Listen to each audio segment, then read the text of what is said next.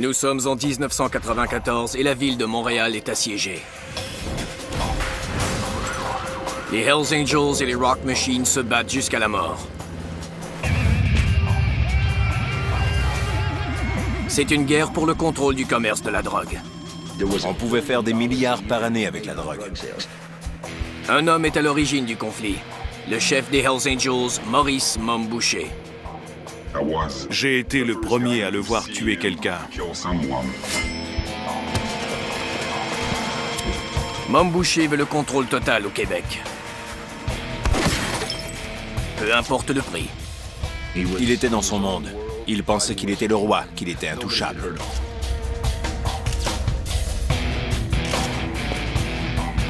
Pendant un moment, c'est une tuerie entre motards. Jusqu'à ce que des civils soient pris entre deux feux. Le public exige une intervention. Les policiers doivent faire tomber Mom Boucher. Ils trouvent l'arme dont ils ont besoin. Un délateur prêt à trahir les Hells Angels. Mais ce délateur a un passé criminel chargé, en plus d'être une étoile montante des Hells Angels. Si les policiers veulent arrêter Mom Boucher, ils devront conclure un pacte avec le diable.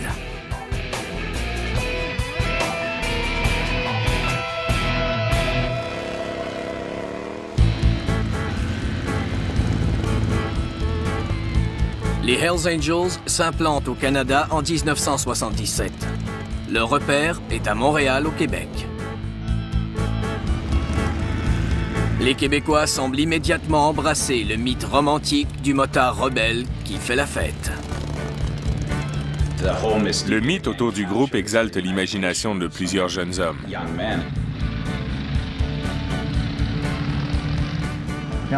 C'est difficile à expliquer. On l'a en soi, c'est une partie de soi-même. J'étais très jeune la première fois que j'ai vu un groupe de motos passer. Et j'ai su que ça allait être ma vie. Ils formaient le 1% de la population qui n'obéissait à aucune règle. J'avais 17 ans et je voulais être comme eux. La grosse Harley, la grosse voiture, les belles filles, comme dans les films. Pour moi, c'était très tentant. Les gens viennent nous voir, nous donnent une tape dans le dos. On sent qu'on fait partie de la famille. On peut faire ce qu'on veut tant qu'on ne se fait pas prendre. C'est une bonne sensation. Mais les Québécois découvrent rapidement la vérité sur les Hells Angels. Ils mettent sur pied une organisation criminelle impliquée dans l'extorsion, la prostitution et le commerce de la drogue. Les motards sont prêts à faire preuve de violence sauvage pour arriver à leur fin. Si vous contrariez les Hells Angels, si vous les escroquiez, ils vous tuaient. Sans hésitation, ils vous tuaient tout simplement. Cette violence sert à protéger et à faire prospérer l'empire criminel. Dès qu'on accepte d'utiliser une telle violence, notre pouvoir augmente. Et on découvre qu'on peut exploiter toutes sortes de facettes du crime organisé. Un homme est responsable d'avoir transformé les Hells Angels en l'une des machines criminelles les plus puissantes que le pays ait connues. Son nom est Maurice Mom Boucher. Mom Boucher était le dur à cuire montréalais par excellence.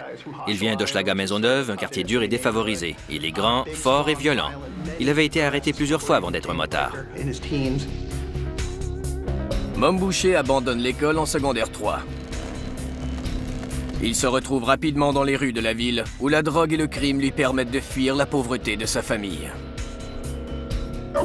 J'ai été le premier à le voir tuer quelqu'un en 1979 ou 1980 à la prison de Bordeaux. Il voulait déjà prouver qu'il était quelqu'un. La fraternité virile des bandes de motards attire Mom Boucher. En compagnie de son ami Salvatore Casetta, il fonde une bande appelée les SS. Il prépare ainsi son rêve de joindre les Hells Angels. En 1985, sa chance se présente.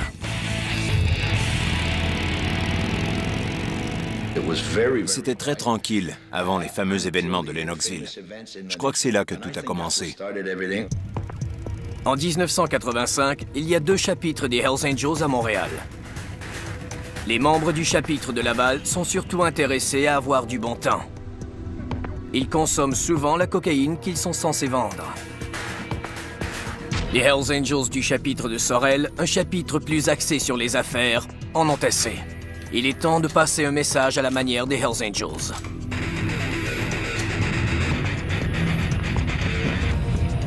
Ils invitent les membres du chapitre de Laval à une réunion à Lennoxville,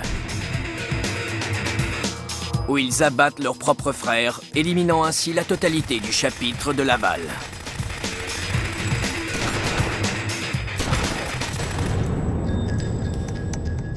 Les Hells Angels ont alors fait monter le niveau de terreur, d'intimidation et de violence. On n'avait jamais vu des motards comme eux. Les motards devenus tueurs font une erreur coûteuse. Un membre de la bande rivale survit. Il se rend immédiatement à la police et dénonce les assassins de Lennoxville. Les policiers arrêtent près de la moitié des Hells Angels du Québec. C'est une chance pour Mom Boucher. Il y a eu un vide au sein de l'organisation. Alors des hommes comme Mom Boucher ont soudainement postulé et sont très rapidement devenus des Hells Angels. Salvatore Casetta, le vieil ami de Mom Boucher, est dégoûté. Il refuse de le suivre dans les rangs des Hells Angels. Casetta pensait qu'il fallait être brutal pour tuer des frères. Il a juré de ne jamais travailler avec eux. Alors, il a fondé les Rock Machine. C'est la fin de l'amitié entre Salvatore Casetta et Mom Boucher. À tout jamais. Mom Boucher joint les rangs des Hells Angels et c'est le début de la guerre des motards au Québec. Les Hells Angels et les Rock Machine s'affrontent dans une guerre totale pour le contrôle du commerce de la drogue dans la province. Les guerres de motards ont commencé en 1987, quand Mom Boucher est devenu un Hells Angels.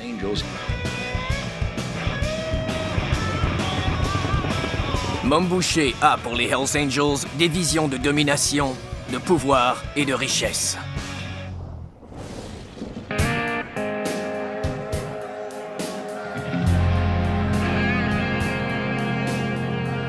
Il veut le contrôle total de tout le commerce de la drogue au Québec, y compris celui des bars déjà gérés par les Rock Machine.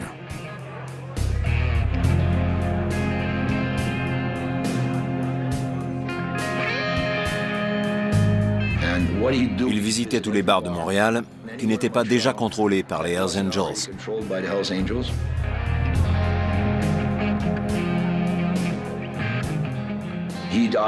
Il forçait le revendeur sur place à acheter sa drogue pour la vendre dans le bar. Ou bien il forçait le propriétaire à laisser ses hommes le faire. S'il refusait, le bar brûlait.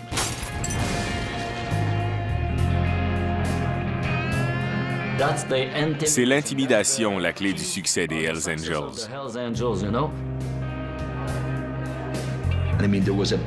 On pouvait faire des milliards par année avec le commerce de la drogue. Le fait que des Rock Machine vendent un peu à tel ou tel endroit ne le privait pas vraiment. Mais il était égocentrique et il voulait tout avoir.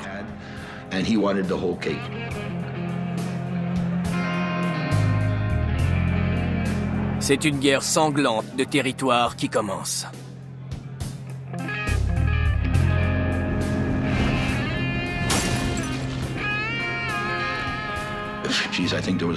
Il y a eu 150 incendies en 2 ans et demi. Ils mettaient sans arrêt le feu à des bars.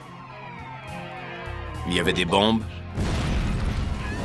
des fusillades. On portait des gilets pare-balles tous les jours. J'avais toujours une arme à feu et j'ai très souvent changé de voiture. Pour vous donner un exemple, j'ai acheté un petit interphone, le genre qu'on met dans la chambre d'un bébé pour l'entendre quand il se réveille. C'est la meilleure chose qu'on puisse mettre dans une voiture. La nuit, on peut entendre quelqu'un entrer dans la voiture ou marcher sur le terrain.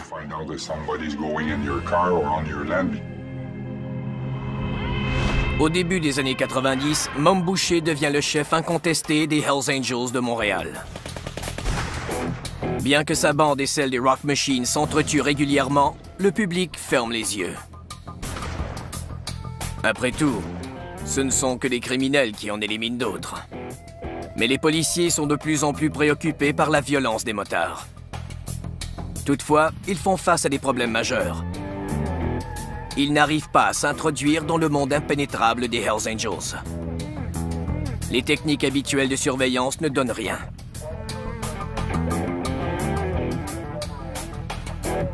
C'est presque impossible pour les agents d'infiltration de s'introduire parmi les Hells Angels. Les motards réussissent à éloigner les policiers grâce à leur processus d'adhésion simple mais efficace. On entre d'abord dans les Hells Angels en étant sympathisant. Pendant environ 1 an, le sympathisant est l'esclave des motards. Il transporte leurs sacs, les conduit où ils veulent et il est toujours à leur entière disposition. Quand il a fait ses preuves, à travers le crime, en vendant de la drogue, en tuant ou en battant quelqu'un, il devient alors une recrue. Ça prend au moins 5 ans pour gravir les échelons et devenir un membre. Peu de corps policiers peuvent se permettre d'attendre 5 ans avant de lancer une enquête. Sans enquêteurs à l'intérieur de la structure des Hells Angels, on ne peut procéder à des arrestations significatives. Le mieux que les policiers puissent faire est d'arrêter des motards dans l'espoir que leurs visages correspondent à des noms qui circulent dans la rue. Mais la situation est sur le point de changer. Un super espion donne aux policiers l'accès au monde secret des Hells Angels. Danny Kane vient d'une petite ville du Québec. Trop pauvre pour élever leurs 3 enfants, ses parents l'envoient vivre avec un oncle qui n'a pas d'enfants. Je crois que ça a beaucoup contribué à faire de lui un solitaire. Danny n'a jamais été un bon élève et il a aimé les motos dès l'âge de 16 ans. Il était ambitieux, mais aussi paresseux. 2 traits de caractère partagés par plusieurs motards. C'est comme ça qu'il a commencé à faire des introductions par effraction et à vendre de la drogue et des armes. De là, les choses ont empiré. Puis, il a acheté une moto.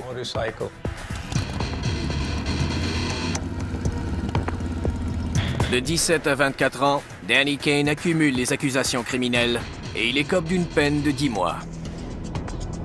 Il avait presque battu à mort 2 hommes qui lui avaient volé des armes. Pendant qu'il les frappait avec un fusil, un des fusils a fait feu et a atteint l'un des hommes à la tête. C'était la première fois qu'il écopait d'une peine de prison assez longue, mais ça lui a donné les antécédents nécessaires pour être impliqué avec les Hells Angels. À sa sortie de prison à l'âge de 26 ans, Danny va directement vers les Hells Angels.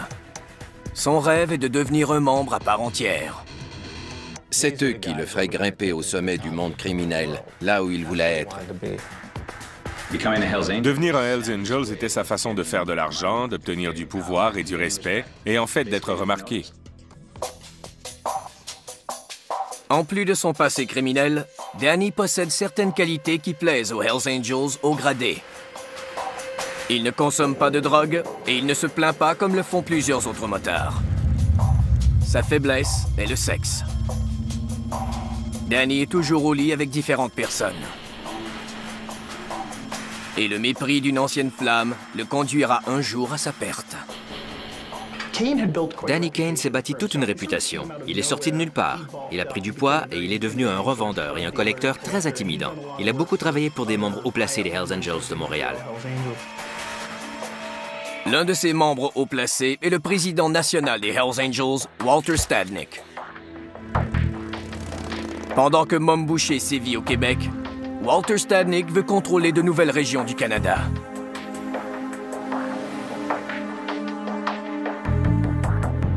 Mais tous ne partagent pas son rêve.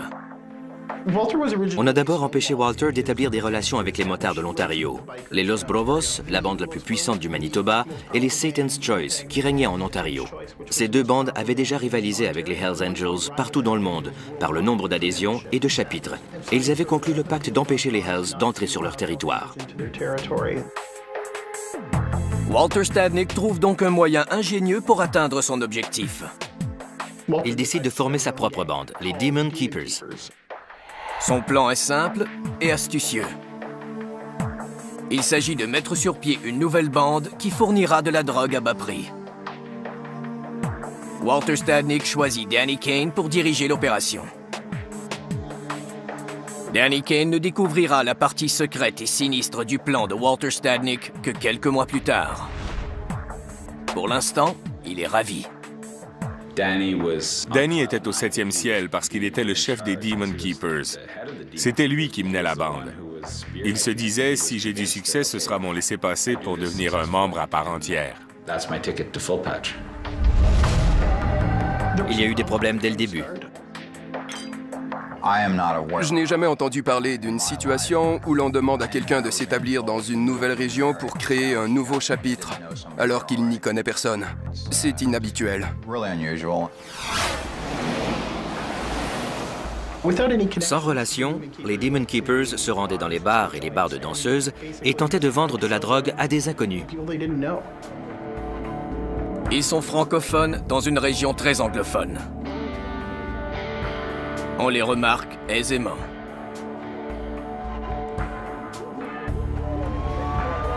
Le 1er avril 1994, on arrête Danny Kane. Ils ont trouvé de la drogue, des armes et un coffre rempli de vestes aux couleurs des Demon Keepers. Les policiers savaient ce qui se passait. Danny Kane a porté le blâme, même s'il était celui qui avait le plus à perdre, parce qu'il avait déjà été condamné et emprisonné. Walter a assuré à Danny qu'il ne le blâmait pas pour cet échec des Demon Keepers et qu'il était le bienvenu à Montréal. Mais il n'a pas fait d'autres promesses. Il n'a pas fait de lui une recrue, ni un membre.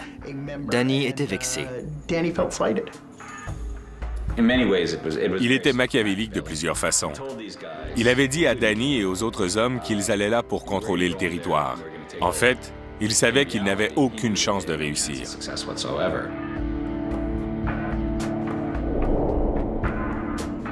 En prison, Danny réalise qu'il n'était qu'un pion dans le plan de Walter Stadnick. Les Demon Keepers étaient voués à l'échec et ont servi à détourner l'attention des policiers de Stadnick et de son plan d'expansion dans l'Ouest.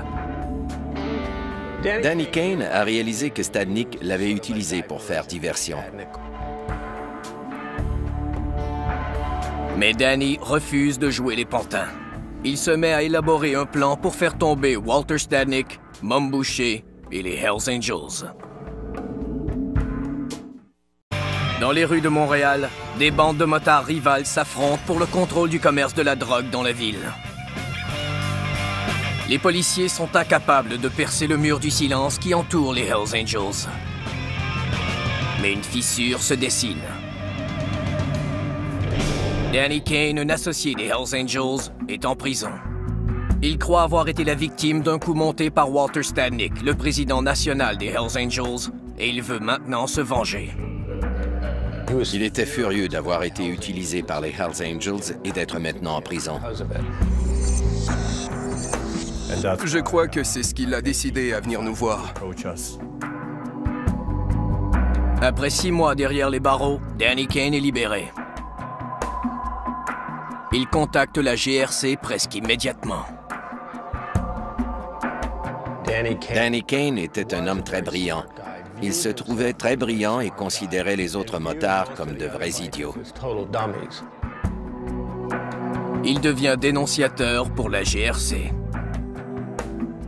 Il voulait se venger des Hells Angels. Les policiers ont enfin une arme secrète. Un super espion au sein de la bande de motards. Pour Danny, les enjeux ne pourraient être plus élevés. Si les motards avaient découvert ou même soupçonné que Danny était un délateur, ils l'auraient tué sur le champ. Et sa mort aurait sûrement été longue et douloureuse. Pour Danny, le risque fait partie de l'aventure. Il adorait la sensation que lui procurait le fait de berner les gens. Il aimait jouer sur les deux tableaux. Il se sentait puissant.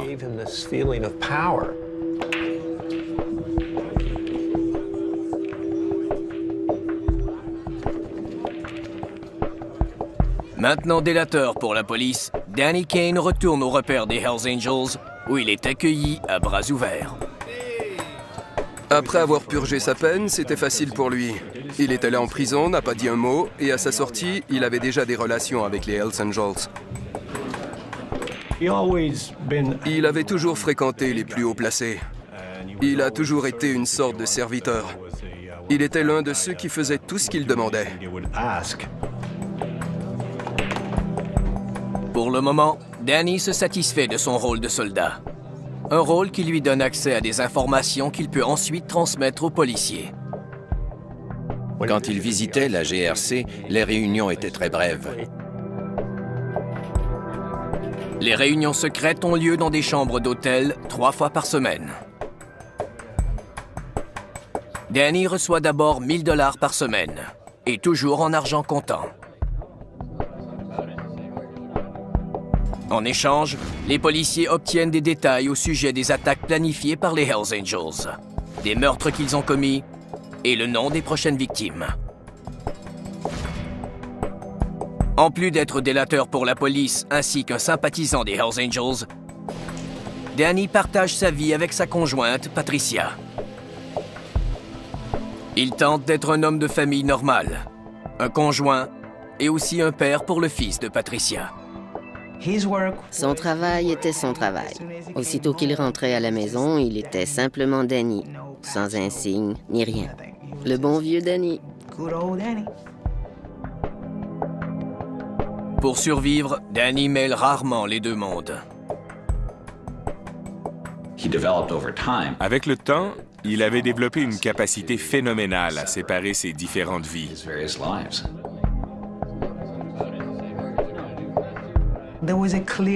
Il y avait une ligne très nette entre ce qu'il faisait et nos vies.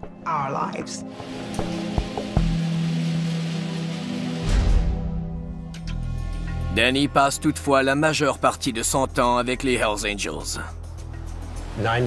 Il passait 99% de son temps dans ce milieu. Tout le reste était secondaire. Sa famille et son enfant étaient secondaires. Les emplois qu'il avait étaient secondaires. Quand on est avec les Hells Angels, on est à leur service 24 heures sur 24, 7 jours sur 7. On a des téléavertisseurs et des téléphones cellulaires. On doit être disponible quand ils en ont besoin ou on leur doit des explications. Et il doit même se rendre au gymnase tous les jours.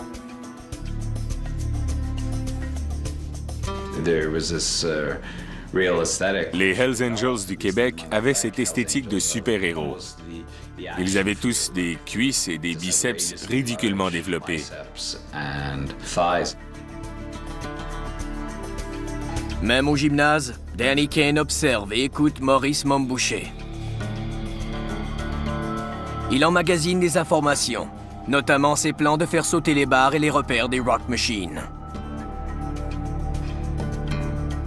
Il donnait beaucoup d'informations au sujet des organisations, des gens impliqués, de ceux qui fabriquaient les bombes et où elles seraient posées dans la ville.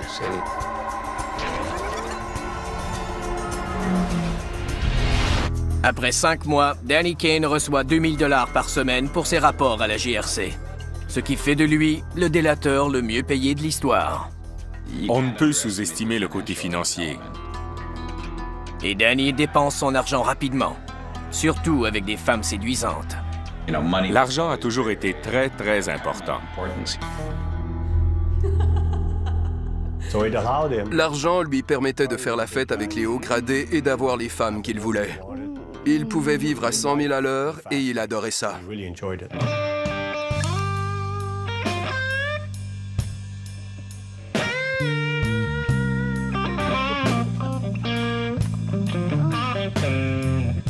Au fond de lui-même, Danny adore la vie de motard. Il rêve toujours de devenir un membre à part entière des Hells Angels. Pour prouver sa loyauté, il a certaines responsabilités. Au début, il était considéré comme un expert en explosifs. Il avait fait sauter et avait lancé des bombes incendiaires sur plusieurs établissements et plusieurs bars. Et il avait fabriqué beaucoup de bombes. La guerre des motards se poursuit et l'engagement de Danny Kane auprès des Hells Angels devient plus sérieux et plus sinistre. Les policiers sont dans une position dangereuse. Ils couchent avec un criminel connu et très rusé. Lors des réunions avec les policiers, Danny ne s'incrimine jamais. Si je devais parler de crimes que j'ai moi-même commis, je blâmerais quelqu'un d'autre. Et c'est ce que Danny Kane a fait pendant tout le temps où il était délateur. Les policiers ont besoin de Danny et de ses informations privilégiées. Ils veulent désespérément faire tomber Mom Boucher. Donc, ils ferment les yeux sur les activités criminelles de Danny. Ce n'est pas en étant plus catholique que le pape qu'on arrive à infiltrer les Hells Angels ou toute autre mafia. On joue selon les règles. On respecte les limites. Et tant qu'on n'est pas au courant d'un acte criminel qu'un délateur a commis, on doit persévérer en espérant obtenir toujours plus de renseignements.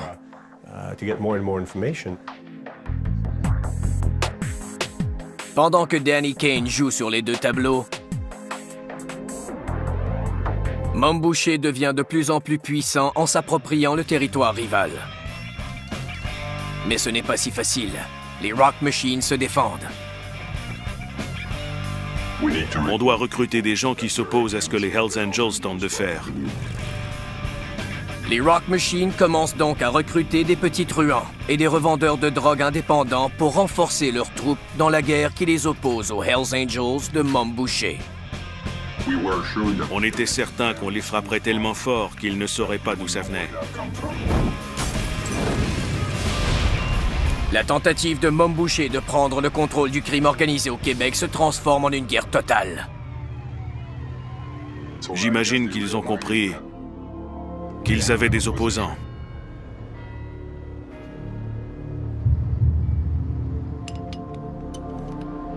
Tout change le 9 août 1995. Dans un quartier résidentiel tranquille, les Hells Angels posent une bombe visant un rival, faisant pour la première fois une victime innocente. Un éclat de métal tue Daniel Desrochers, un garçon de 11 ans qui jouait avec des amis. Le public, indigné, demande à la police d'agir immédiatement. Mais les autorités se sont-elles croisées les bras trop longtemps?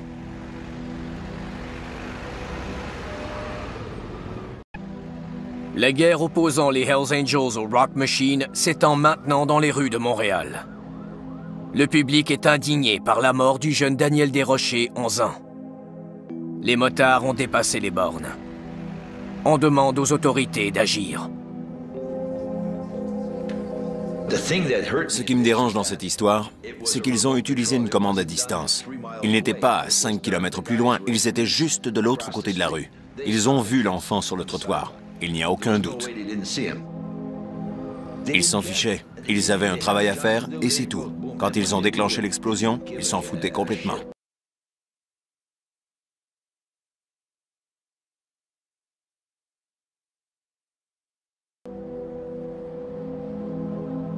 Maurice Mom Boucher ne semble pas préoccupé par la mort de Daniel Desrochers. Un enfant était mort, et le jour suivant, on le voyait sourire alors qu'il savait que c'était sa bande qui avait fait sauter le Jeep.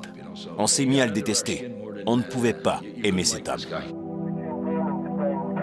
Les policiers agissent rapidement. On crée une unité spéciale qui a pour unique objectif de faire tomber Mom Boucher et les motards. Le public était fou de rage. Il voulait que la police double ses effectifs et qu'on nous donne des millions. Les gens étaient prêts à ce qu'on attaque les motards.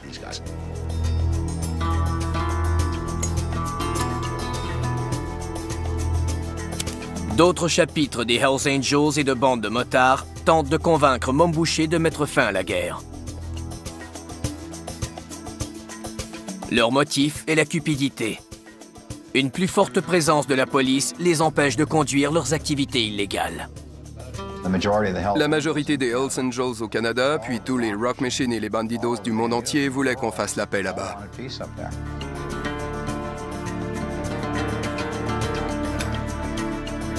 Mais Mom Boucher refuse. il ne mettra pas fin à sa campagne pour contrôler le Québec.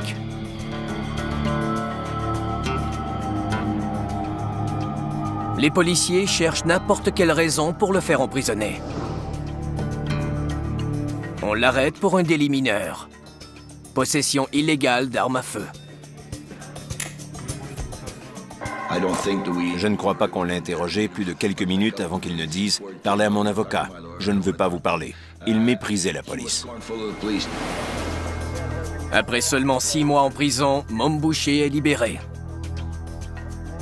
Mais derrière les barreaux, il reçoit des nouvelles inquiétantes. Un policier s'est vanté d'avoir eu accès à un délateur parmi les Hells Angels. Mom Boucher veut maintenant découvrir le traître à tout prix. Il ne faisait plus confiance à personne. Il avait une courte liste de délateurs potentiels.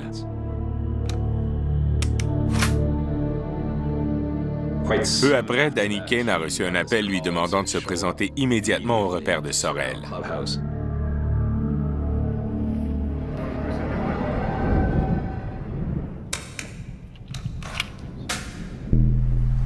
Il était évidemment terrorisé.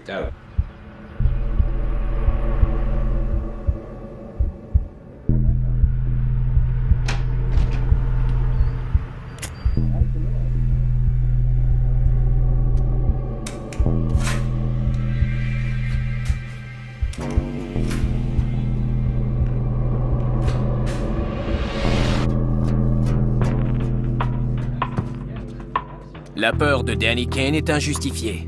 Il y a un autre traître au sein de la bande. On a révélé qu'un membre assez haut placé des Hells Angels, en fait le tueur à gages de l'organisation, collaborait avec la police. On place le tueur à gages en garde à vue, et celui-ci dénonce publiquement ses frères des Hells Angels.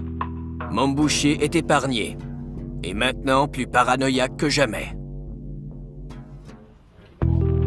Les policiers poussent un soupir de soulagement.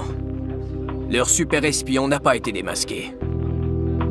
Ils ont encore une chance de faire tomber Mom Boucher. Mom Boucher reste convaincu de la présence d'un espion dans la bande. Danny Kane doit donc passer un test. On lui demande de commettre un meurtre. Toujours désireux d'étendre ses activités dans l'ouest du Canada, Walter Stadnick invite David Boyko, le motard le plus respecté de Winnipeg, à une fête des Hells Angels à Halifax. Durant la fête, un membre des Hells Angels, Donald Magnuson, provoque une bagarre avec Boyko. Le jour suivant, on a retrouvé le corps de David Boyko à Dartmouth, de l'autre côté de la baie d'Halifax. Tout le monde savait que Magnuson l'avait tué. Les Hells Angels étaient furieux qu'on ait invité ce membre des Los Bravos à une fête et qu'il soit assassiné. Ce n'est pas une façon de traiter des invités, surtout quand on aimerait que ce chapitre appartienne aux Hells Angels.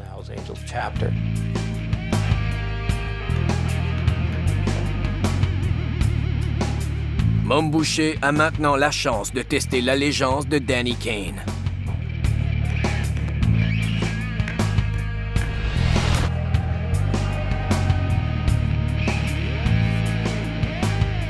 On lui a ordonné de se débarrasser de Magnuson, qui était l'un de ses bons amis.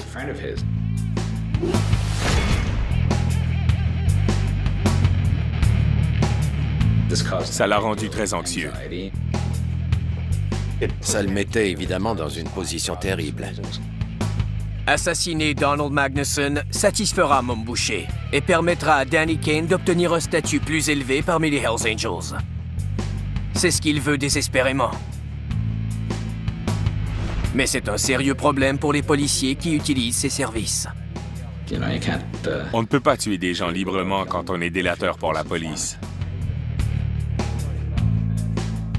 Mais si Danny refuse de commettre ce meurtre, Mom Boucher n'y verra qu'une explication. Danny Kane est un délateur. Maurice Mom Boucher demande à Danny Kane d'assassiner un membre des Hells Angels. Cela pose un sérieux problème pour Danny. Peut-il préserver sa réputation aux yeux de Mom Boucher tout en continuant à travailler avec les policiers? Mais Danny Kane est un expert de la manipulation. Peu après avoir reçu la mission de tuer le motard, il affirme aux policiers que tout est sous contrôle et qu'il a pris les choses en main.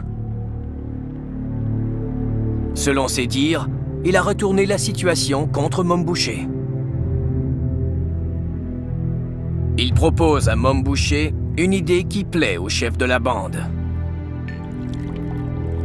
Établir une nouvelle règle chez les Hells Angels. Si un membre à part entière doit être assassiné, le meurtre doit être commis par un autre membre à part entière.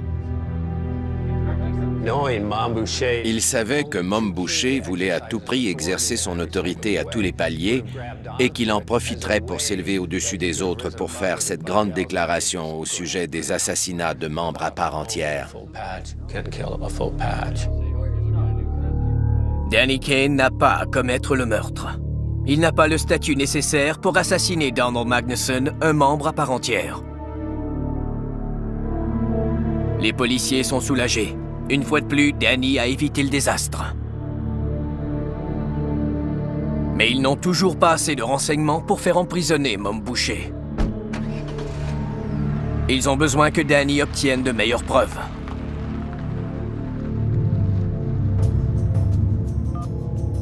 Danny passe près de 2 ans à tenter de gravir les échelons des Hells Angels. Il demeure pourtant un modeste sympathisant.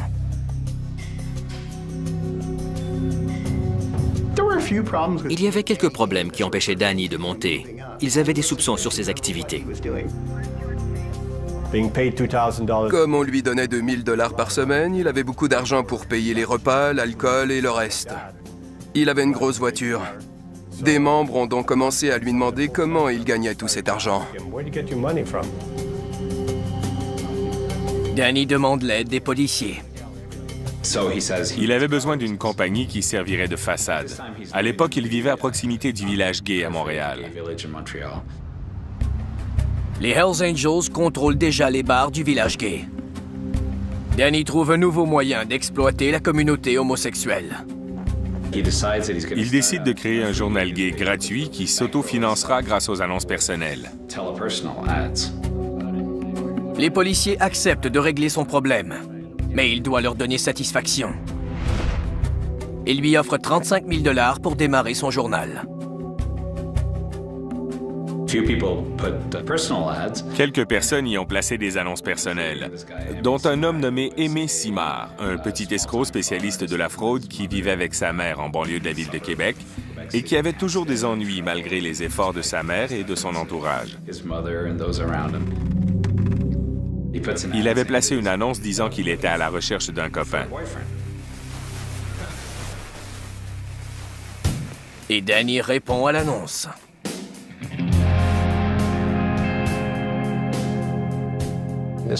C'était l'euphorie. Il avait du plaisir avec lui, il était amusant. Ils sont donc devenus des partenaires sexuels, des amants. Il était en conflit sur le plan sexuel. Il était marié et il avait un enfant. Mais il avait aussi des tendances homosexuelles. Il cachait ses relations avec des gens comme Aimé Simard aux Hells Angels, qui n'acceptent pas les relations homosexuelles. Les pédophiles, les délateurs et les homosexuels sont tous perçus de la même façon par la majorité des motards du monde entier. Pour Danny, Aimé Simard est un jouet et quelqu'un qu'il peut aisément contrôler. Parce que Simard est fou de lui et de son mode de vie criminel. Aimé Simard voulait vraiment faire partie du monde très viril des motards.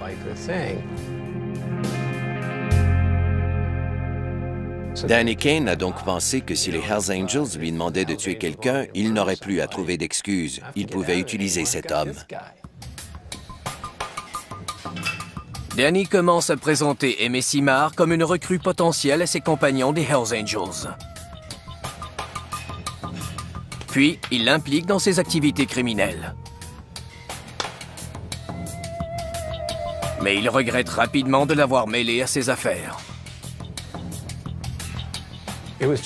C'était le caractère d'Aimé Simard. Il parlait et se vantait à tout le monde de tout ce qu'il faisait et il semblait totalement incapable d'en comprendre les conséquences. Après quelques mois, Danny Kane constate qu'Aimé Simard est un fardeau. Les Hells Angels ont rapidement conclu qu'il causait plus de problèmes qu'autre chose. Danny contacte de moins en moins les policiers et ces derniers deviennent impatients. Il se demande si Danny Kane préfère être un motard plutôt qu'un délateur. Ils mettent de la pression. Ils veulent des renseignements qui leur permettront de procéder à des arrestations.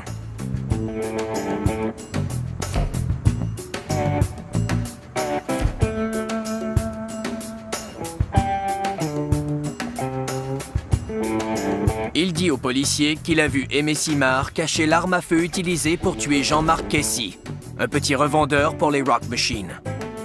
L'arme se trouve dans un casier du gymnase. Les policiers surveillent l'établissement et arrêtent Aimé Simard au moment où il récupère l'arme.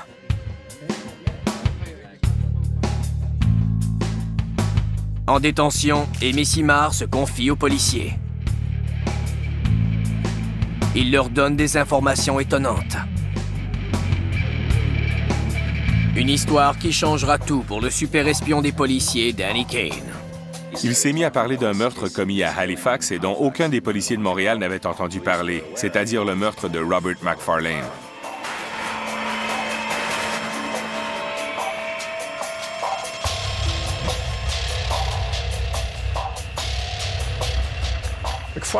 McFarlane était un fauteur de troubles d'Halifax qui prétendait aussi être un allié des Hells Angels.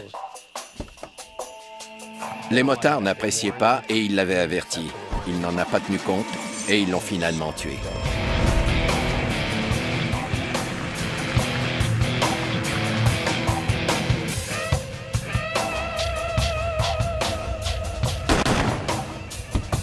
Aimé Simard avait abattu McFarlane. Mais il avait un complice.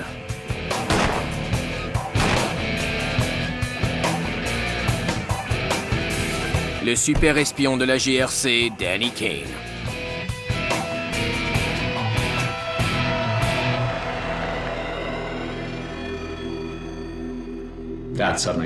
C'est devenu un vrai problème pour la GRC. Les policiers de Montréal doivent piéger Danny. On le convoque à une réunion.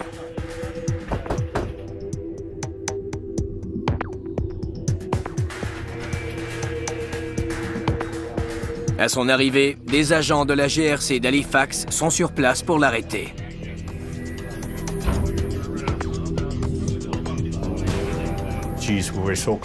On était si près du but et on devait tout recommencer.